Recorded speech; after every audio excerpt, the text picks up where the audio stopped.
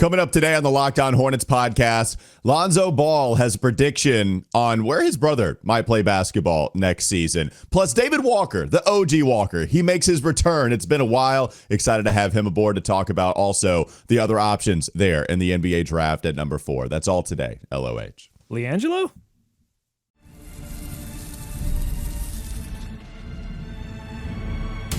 You are Locked On Hornets, your daily Charlotte Hornets podcast. Part of the Locked On Podcast Network, your team every day. In a minute, cuz we live.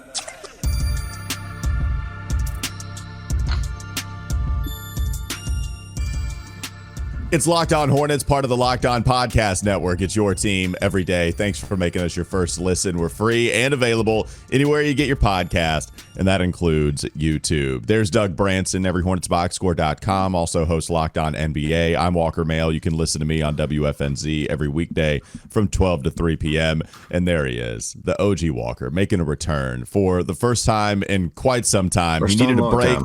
He took a Hornets fandom sabbatical in some ways, at least a podcast sabbatical. But he is back, and we're going to talk about the future. David Walker on Twitter at David B. Walker. Yeah. David, it's good to see you, man. It's great to be back. I can't even blame Doug. And believe me, I blame Doug for most of the second half of the season. Every Hornets box score. That's also it's no fair. joke, people. But he told me. He told me what would happen. And, we just needed a little break from each other. That's it. The Hornets and myself. Great season, great experience. But I'm ready. I'm ready now, guys. We've moved on. We know where we're picking. We know what the lottery looks like. We're almost through the playoffs, guys. So it's time to jump back in. Yeah, that's right. We're almost there. We're so close. Real quickly, I do want to tell you that this episode is brought to you by Monarch Money. Take control of your finances with Monarch Money. Use code LOCKEDONNBA at monarchmoney.com for 50% off your first year. David, what's nice, though, is that you're back for the toxic draft conversation. Because I know that this is going to be real healthy. VJ Edgecombe, Trey Johnson, Ace Bailey. Doug, did we get any Ace Bailey comments that were like...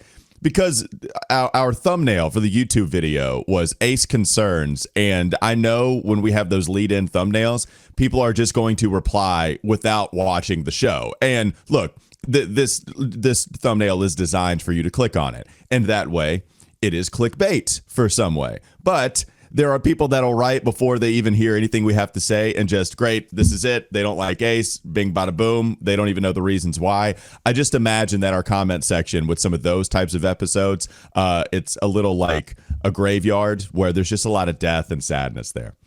It's just very divided. I wouldn't even say death or sadness. I would just say it's extremely divided between VJ and Trey Johnson and Ace Bailey. I think everyone has their particular guys that they like, and there's a lot of... And it's not even close when it's obviously it's my favorite. It's obviously very close. It's just very easy to type.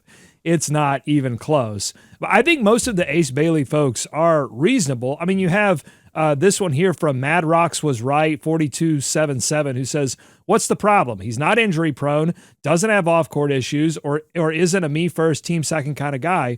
Or he just doesn't have a high enough bust potential. Just saying, what might be keeping Charlotte from thinking he fits? And can they maybe just pick him if he's available and trade him for players that fit the Charlotte mold better? Go watch the episode, buddy. Go watch it because we talk all about it, and we'll get some David comments on it here in just a moment. But that's the trio debate, right? We all think it's and maybe Con Knipple, squeaks in there just a little bit, but you have not only Con Knipple to the outside just a bit, but Ace Bailey, Trey Johnson, VJ Edgecombe, and maybe Dylan Harper still.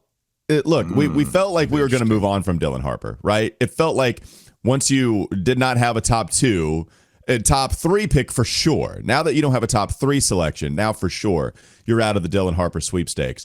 Unless you wanted to trade up. So perhaps that's still a possibility. Lonzo Ball thinks it's a possibility. If you go to What in an Experience podcast, there was a clip circulating just a couple of days ago on Twitter, social media, all that good stuff, where What an Experience podcast, hosted by Lonzo Ball and LiAngelo Ball, they were both trying to figure out how the early part of the draft was going to go, okay? Who's going to take who, yada, yada, all that good stuff, same stuff we do here. And Lonzo said, I low-key have LaMelo going to the Clips, and I got Dylan Harper going to the Hornets. The real quote is reverse. I low-key got Dylan Harper going to the Hornets, and I got Melo going to the Clips. And then when he says it, there are a couple of guests who I'm not sure who they are, but there were a couple of guests on the pod, and they all start kind of laughing a little bit. They don't know exactly what to say to that in like the first 3 seconds following what Lonzo says, but it's LaMelo's brother. LaMelo and Lonzo are close, right? We've seen that relationship grow right before our very eyes with them being so much in the public eye. David, we'll go to you. Does this mean anything? And if so, what does it mean? Oh no, I don't think it means anything. So you got they were kind of laughing like a knowing laugh, or like a maybe. Well, maybe more. You can describe it too, Doug. I don't know. What do you think? Like it didn't seem like a knowing laugh to me. It just felt like oh, okay, well, I just don't know how to respond, and so maybe even like not nervous laughter, but just a laughter because it didn't seem like they knew how to respond to that. I don't know, but that was the reaction to it. The LaMelo to LA thing has been a thing since he was drafted by the Hornets. First, it was the Lakers forever, and the Clippers were always in there too. And who knows? It may end up happening at some point. I'm sure the Lakers and/or Clippers might want to weigh in on that option. And we haven't heard from them, right? They didn't. There was no Lakers brass or Clippers brass on this episode of What an Experience podcast. Okay. No. So yeah, I mean, I just feel like, especially the Ball family, but the Ball family member that's never said anything about going home to LA. It's LaMelo. It's LaMelo Ball. It's LaMelo. Okay. Yeah. Well, he's always played this. Well, he's always played this the right way. Like LaMelo has always done this the right way, and that's what would be disappointing about any kind of LaMelo Ball move, right? It's because he has. This has been so tragic in that he has played so few games, and we haven't gotten to witness his development in a way that would make us all very sure that moving forward with LaMelo Ball on the current contract would be the right move for the Charlotte Hornets. But because of the lack of games and the lack of playoffs and the lack of success, these questions will continue to creep in, whether they're delivered by, Ball family members or not. And honestly, when I look at what the Clippers situation is, I think, they want to move forward with James Harden and they want to move forward with Kawhi Leonard. They're on the record as saying, we're going to keep going. And so, but what do they need? They need some offense because they were a good defensive team, but they need some shooting. Like Chris Dunn was unplayable as their point guard in the playoffs. So honestly, like this isn't as ridiculous. This isn't just like people yucking it up and dreaming of like dream scenario. Like this actually makes sense for the Clippers, and they have the assets such that a trade, the contracts that they could go Norm Powell and Derrick Jones Jr. and some number of picks, maybe probably 2 first-round picks for LaMelo Ball, and that would be 3 first-round picks. I don't know. The protections would probably make a big difference there. But that I would can be tell you what I'd want, but I don't know what it would be, but I can tell you I'd want more than the 2. But I hear you. Yeah, it could go down. If it's two unprotected Clippers picks with how old their stars are, depending on what years they fall in, those could be really valuable first-round picks. I'm not even saying it doesn't make sense, for the Hornets possibly to even certainly take a look at this. I mean, that was my one question when they fell to 4th in the lottery is, well, we'll see what this current leadership wants to do. Do they want to go ahead and just press the fast forward button? Do they want to make a major change and look at what they can get for LaMelo Ball? I think that question's out there. So like, I'm not even bashing on the Ball family or the Ball brothers for mentioning this on the internet. And so, yeah, it makes sense. It's just, I don't know, well, that move makes sense. I don't know that it's even exclusive to LA, even though that pairing might add up. Well, LeVar Ball, the father, has talked about this, about the idea of moving the kids to the Clippers, right? Mm-hmm. And we have both Ball brothers on this podcast talking about it. I mean, it would stretch credulity to think that this conversation has not come up at some kind of family gathering. Now, what LaMelo has said about it, who knows? Who knows how he really feels? He's playing it the right way and being loyal to the team that just paid him a lot of money, which is, I think, what anyone would. I think that's what the Clippers would want him to do. That's what any team would want to see from a guy that you're about to either trade for or invest in or whatever. So he's done all of this the right way. But I think certainly these conversations have happened, and I think what LaMelo Ball's focus is probably on, is what it should be on, is getting back onto the floor for whatever team he plays for and playing more than 30, 40 games and showing what he can do and get back to an all-star game.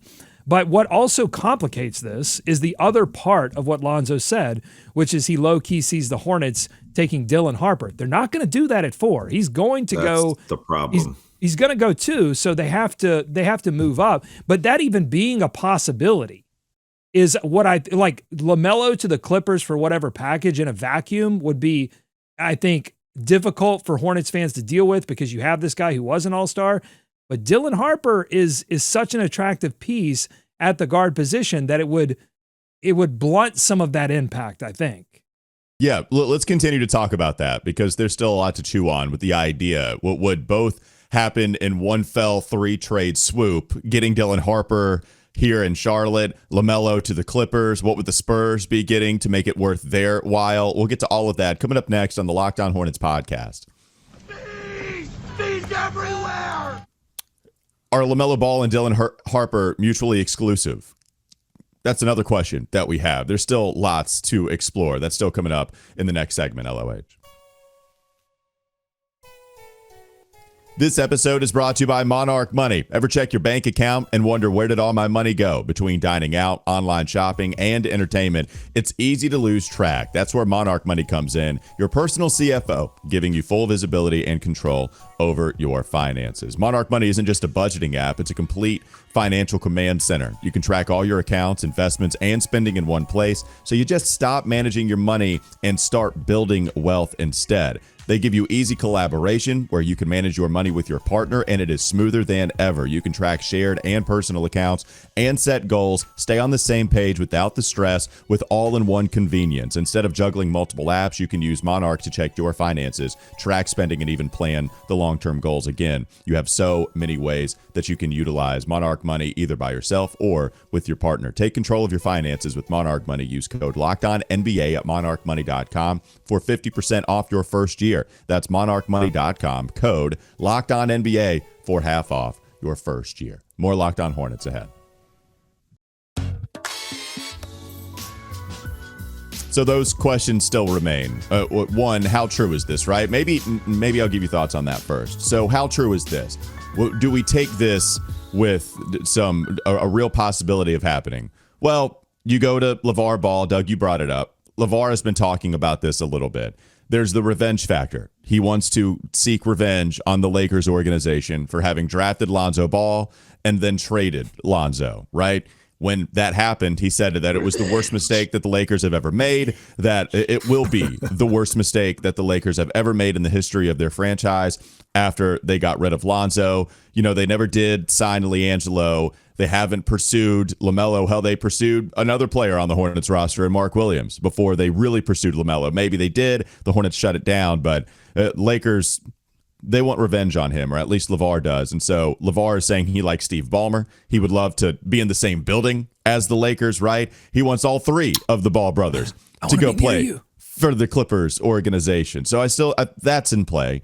And then Lonzo says this on the podcast. So I'm sure they've talked about it too, Doug. I completely agree. Like, I think that they've talked about it for sure.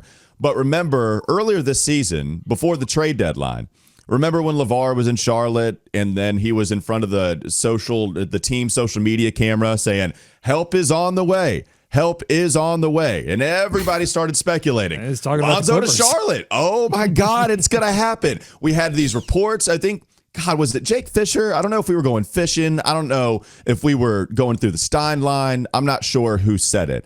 But there was that possibility out there that the Hornets might make a move at the deadline. They could go after Lonzo. I think Lonzo might have touched on it. I'm not sure. But that was very much a talking point. And then nothing happened. We get to the trade deadline, and the Hornets, the biggest move they make is basically Okogie. That's it. Nurkic. That's it. So I just because they say it, both things are true, right? They've talked about it. They have to have talked about it with the dad and the brother speaking this, trying to speak this into existence. This is their thing. This is what LeVar Ball has made a living off of, speaking something into existence. So they can attempt that again, but it also doesn't mean that any of this is going to happen. Anything is possible in a post-Luka to LA world. Like, that's, we should just talk about I don't even think we should talk about if it's possible or not. And this is a new front office, and so I think you have to be ready for anything. And they've already tried to to trade one of the core 4 pieces. So I just don't think it would be ridiculous for them to move on at this point. And honestly, there's no report. I mean, Tim Bontemps has been out before saying the Hornets are not interested in moving on for LaMelo Ball. And I just don't believe it. Like, they haven't won any games, right? If they had made the playoffs, then maybe you could convince me like that would be a difficult kind of move. But they just haven't won any games.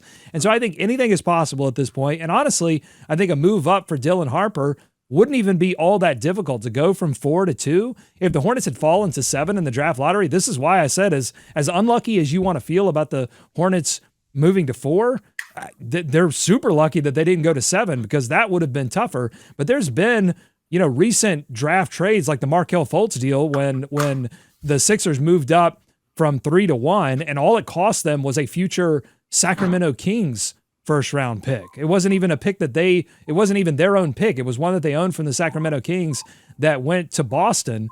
And so like, I think it would, whether it's the Miami pick or the Dallas pick, or even one of these picks that would come over in a potential LA Clippers deal, the Hornets could get this done, move up to 2, take Dylan Harper. And now you're giving your organization and your front office and Charles Lee, you're essentially giving them a player that they can mold in their image and that doesn't have all of the injury and losing baggage that LaMelo Ball has.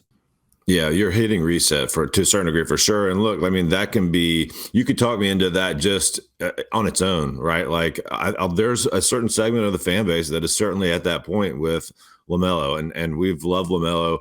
I love him for just being fun on the court and giving us something to watch over the last season. Believe me, those every Hornets box scores without LaMelo were different than the ones with him. So, the thing that's interesting to me is like, okay, San Antonio, how many point guards do they need, right? And then the Sixers, they kind of have their point guard too. So, like, when do these talks start, percolating and happening? I mean, it's not the biggest leap in the world, to your point, Doug, to imagine a deal like this getting worked out. I think that's the other thing that you have to watch out for, though, right? Are there other teams that are going to want to jump up into those spots and grab a Dylan Harper and make this whole thing, just a moot point?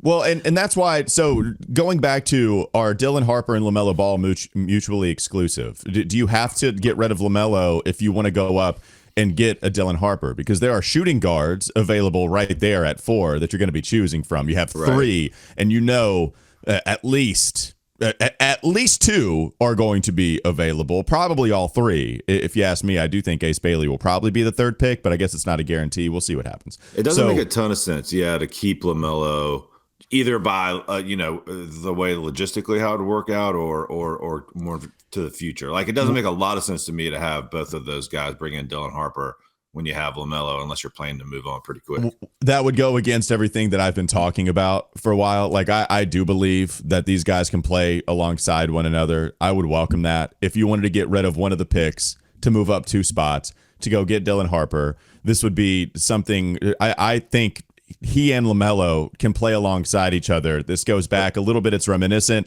of the Scoot Henderson debate that we had so many times in 2023. Dylan Harper, a different player than what Scoot is. I actually think there are ways that he fits better with LaMelo, because I do think Dylan Harper's a better passer than what Scoot was. So, like, I actually think these guys alongside each other, it makes more sense to utilize the LaMelo Ball catch and shoot ability there. And I don't disagree that they couldn't play together. I just think from day one, you're already having the conversation, even if they're in the same back, especially if they're in the same backcourt, right? Well, and like, you deal with that. Certainly Lonzo Ball and LeVar Ball will have that conversation.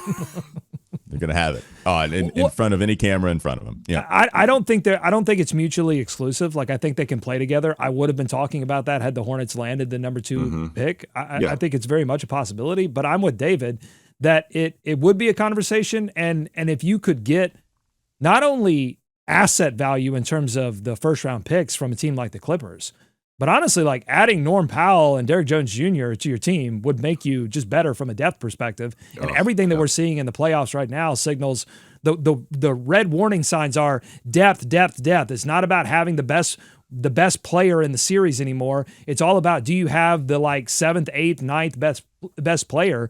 And so if you can add some depth and shooting and Norm Powell and some defense, that's not a bad proposition, particularly when you're adding someone like Dylan Harper, who in terms of his scoring skill set, complements Brandon Miller so perfectly, in that he's a 3-level scorer that can get to the rim. And then you're not having to then divide the pizza up into 3 between those 3. You're dividing it up essentially into 2, with Norm Powell being a mercenary shooting asset for you. Well, I think it's about having both, right? And I know Jokic talked about it's all about the depth. It's about having a first-team All-NBA player, second-team All-NBA player, a couple of other stars possibly behind him, and then having the depth. So But I think you could easily convince me that there's a better possibility of Dylan Harper doing that than LaMelo Ball with the injury history. Like if being a star, I'm not having this saying? Being a future All-NBA player. Like I'm kind of out on that. I'm out on that with LaMelo Ball. I think he could be a future All-Star again, but I'm kind of out on the All-NBA discussion at this point. That's fair. If your idea of depth alongside the future possible All-NBA, possible, right? Which it's still very hard to do that. But if Dylan Harper does reach that, Norm Powell does not fit the Dylan Harper All-NBA timeline. So now you're talking about Norm Powell, and I don't know what his contract looks like in terms of length. It's but one more the year. idea that you would get depth from the Clippers to bring alongside and play alongside your rookie 18-year-old, 19-year-old, and then he's going to reach All-NBA, and then Norm Powell at that point is like 33. Now you've given up first round, or now I guess you gave up LaMelo. You do have a couple of first that you could use. So for me, it would be more about the first. And I do think if you do that, you're going to get it worse as a basketball team. Just flat out next year, if you trade LaMelo Ball to get these first worse round than picks, 19 wins. Yeah, because LaMelo was injured, and we know that. Like, I mean, That's the risk with keeping him. That's the risk with keeping him. No, fair. So has this turned into just a trade LaMelo combo? Because now I think we're having something separate. Like, and I hear you on that. But 19 wins, look, their record when LaMelo's on the court is a lot better than what it was without him. And I know it's about the availability. So if you want to get rid of him just because you want to get rid of him, that's a separate conversation. My point is, if we're talking about building depth around a guy in Dylan Harper, where your Norm Powell is the guy and your Derrick Jones Jr., I think, are they both above 30 years old?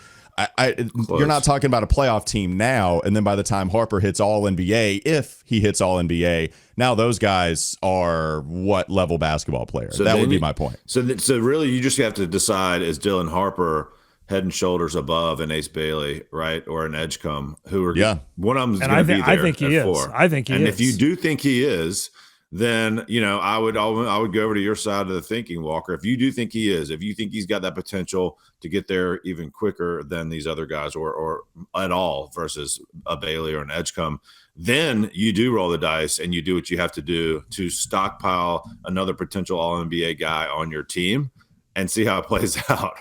I mean, but that's a question they're going to have to figure out, right? And they're going to have to figure it out pretty quick and then get pretty aggressive to do that. Not that it matters, but Dylan Harper on the Charlotte Hornets without LaMelo Ball and with Brandon Miller and some, complimentary pieces from a team that would trade for LaMelo, whether it's the Clippers or whatever, that Dylan Harper has a pretty damn good chance of winning Rookie of the Year over Cooper Flagg, who is going to be playing probably a little bit more defense on Dallas. He's going to be fighting for points with Anthony Davis. I mean, I just don't think he's never hurt, so he'll play all year. And I think Cooper's going to get a lot of touches. We'll see. We'll see. Yeah. I guess Dylan would too. But the whole thing about the roster too, like the 19 wins. Yeah, the rest of the team has to stay healthy also. You'd get rid of LaMelo, that would get rid of 1/8 of the pie chart in terms of how injured you are. And that's the real conversation. You can't just swap those out. Like, that can't be the only plan. They got to keep building this thing in other directions. Certainly that would be the top of it, but like it can't be a 1-for-1. Got to hit a lot. Got to hit on quite a bit, including number 4 or number 2. They decide to trade up in this NBA draft. Coming up next on the Locked On Hornets podcast. Everywhere. We have another mock draft. We are, God, what does that say? Are we close to the 40s? I'm pretty sure. Is that 33? Did we move backwards? Yeah, we're going back to the future. I think I did some math wrong. I told you. I asked there not to be any math on this show, and you demanded math, and now we're back to 33. I recounted, and we're at 33. Look, we're moving back, baby. We're not moving forward. We're moving backward on this podcast. We continue that coming up next. Last segment.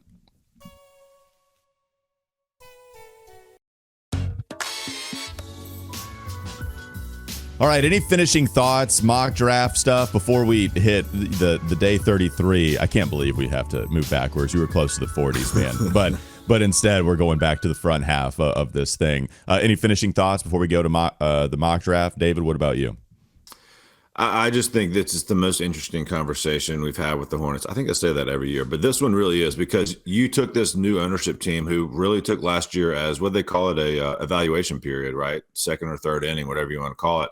And now they've seen it, and now they've got the second half of this arena going in or redoing. And so if they want to make a move, if they want to make a splash with whatever pieces are at their disposal, it seems like this would be the time to strike before it got too late. So that's going to be interesting to me to see what they do. We just haven't heard a whole lot. We saw them try and be willing to move Mark Williams, which is more than we've seen from other folks in the past. So it wouldn't shock me if something like that happened. I think if these playoffs have taught us anything, it's don't be afraid to trade. I mean, Minnesota, New York, they made the big deal. That's worked out for them. Indiana's made plenty of trades. That's worked out for them. OKC made some risky moves as well. They've drafted well. I mean, they're the one team that I could kind of hold out of that conversation. But they've also made some trades as well that worked out for them. Don't be afraid to trade. And San Antonio, I don't believe for a second. You can give me whatever Dylan or Phony Gavoni, whatever he wants to say about the San Antonio Spurs keeping that pick and wanting to take Dylan Harper. I don't believe it for a second. They've got De'Aaron Fox and Stephon Castle on that team. It doesn't make any damn sense. Trading for the star, that would be, in terms of what you're talking about, Doug, like, do you think, that would be the interesting thing is, are the Hornets willing to trade for the star like all those teams did? Like, that would be interesting. Who would you get rid of your Mavs, your Miami pick, your whatever pick, and go get the star like Minnesota or New York with McHale and Cat? Like, that would be, man.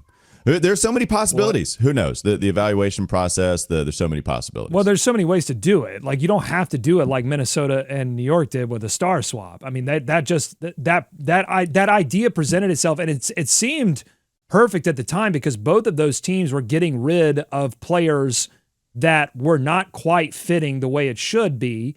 And again, you have to find those situations where the opportunity presents itself. And I think with the LA Clippers, It when I first heard it, I was like, wow, that's ridiculous. And then I thought about it and I looked at the players, I looked at the contracts. We should say that Norm's contract expires. That's $20 million off the books for the Hornets next in the following season if they wanted to retool after that. So a lot of it makes sense. Yeah. The Norm Powell contract, I saw it was $20 million. So even if you don't want to use him for the depth for this team, you would free that up. All right, let's get to a mock draft. What you got for us today, Doug? We're going to ESPN. Jonathan Gavoni and Jeremy Wu have updated their draft. In fact, they updated it this morning. This is as fresh as it gets, folks. Cooper Flagg going number 1 overall to the Dallas Mavericks. Number 2, San Antonio takes Dylan Harper. And then number 3, Philadelphia 76ers take Ace Bailey with the 3rd pick. And then the 4th pick, Charlotte Hornets. The only guy that I can find mocked to the Charlotte Hornets at 4 at this point. I cannot find an alternative take.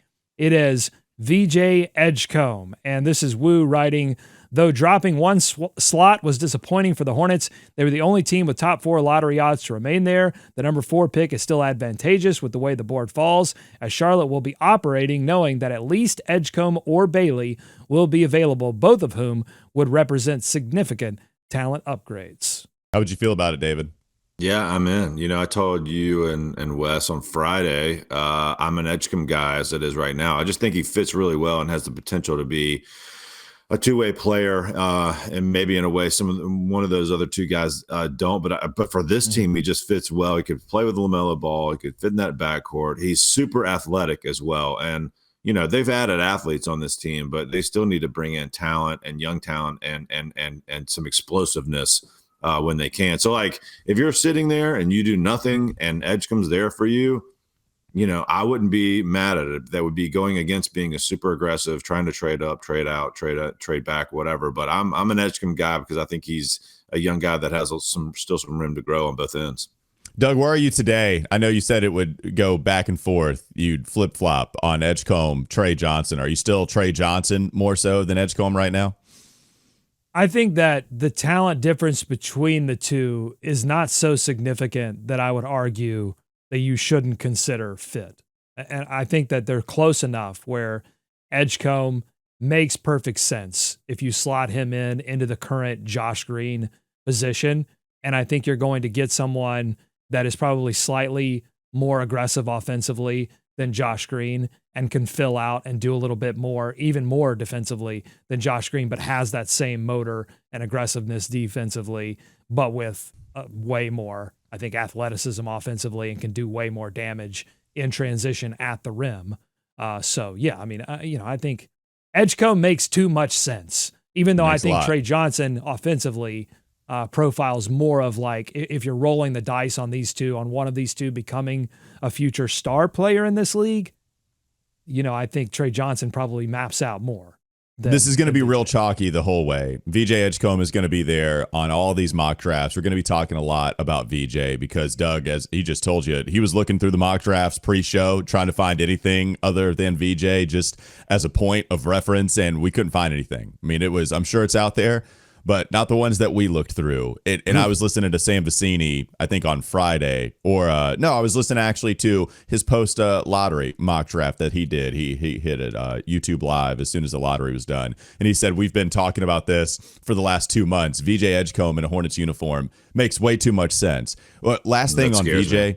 We'll knock on wood just to get rid of the bad juju. It happened with Brandon Miller. Brandon Miller was mocked to the Hornets at 4 forever, and then they moved up to 2, and Brandon moved with him.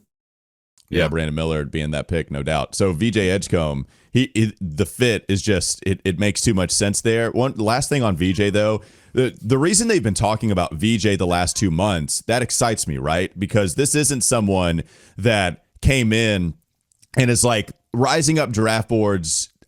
That's a bad example. I know you're saying. The reason VJ had so much hype was because of what he did with Team USA and how awesome he was playing with really talented international basketball players, where Cooper was darling number 1, and a lot of it was VJ at number 2. I'm not saying that he was above Dylan Harper and Ace Bailey, but he had such a conversation around him. The discourse around him was, man, look at what he's doing in international basketball play. The guy's playing an awesome brand of basketball offensively. Even it wasn't even the way we're talking about him now. He's a perfect fit. He's a great two-way player. No, they were just saying flat out, dude's a stud, can go get his own bucket, and is a high-level athlete. And so I like that kind of pedigree being attached to him before he gets to Baylor, and then Scott Drew maybe taking a little bit of the individual agency away from him in order to better fit the team because of what he is as a malleable backcourt basketball player. Like, it makes sense to form him into that for the better of the team rather than some of the other players that can't do it because they're not explosive, because